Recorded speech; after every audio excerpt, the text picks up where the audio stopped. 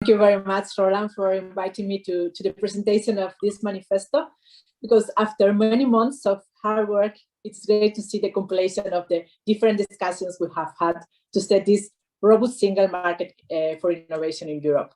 And I want to thank you for including the point of innovation cohesion in the manifesto, because I think there are two key takeaways from the lessons we have learned from the crisis.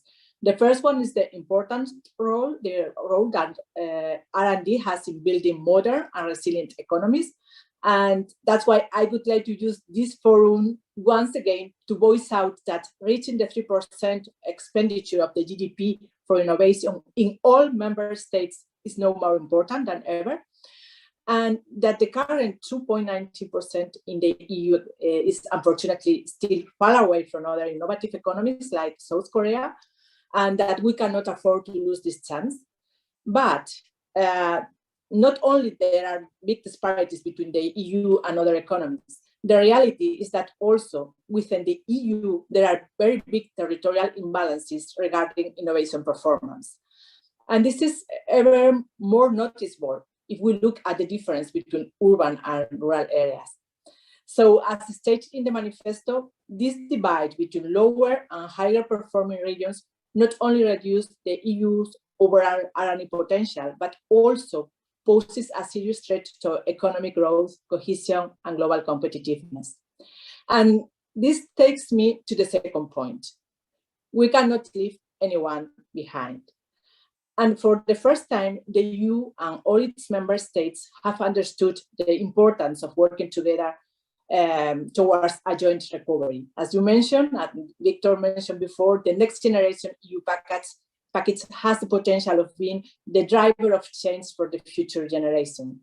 But despite the importance of the recovery package, we must not forget cohesion policy. Because by implementing adequate policies in education, research, and innovation through cohesion policy, the European Union helps underperforming regions to further develop their innovation ecosystems. And it also includes the development of startup villages in rural areas to create the basis for the next wave of disruptive innovators. And during the negotiation of two of the most important structural funds, the ERDF and REACT-EU, I was very aware of the importance of R&D to relaunch the European economy. That is why we try to simplify procedures as much as possible, reduce the red tape, and include smaller actors such as SMEs in the innovation process. Europe needs to tap in the full potential of its knowledge, ideas, brains, and talent. And this is what cohesion policy has been doing throughout the years. The European structural funds have been the strongest EU tools to help reduce disparities and advance common European goals. They have been used up for upskilling and reskilling. They have helped advance towards an economy less dependent on fossil fuels, and they have been a major support for innovative ventures.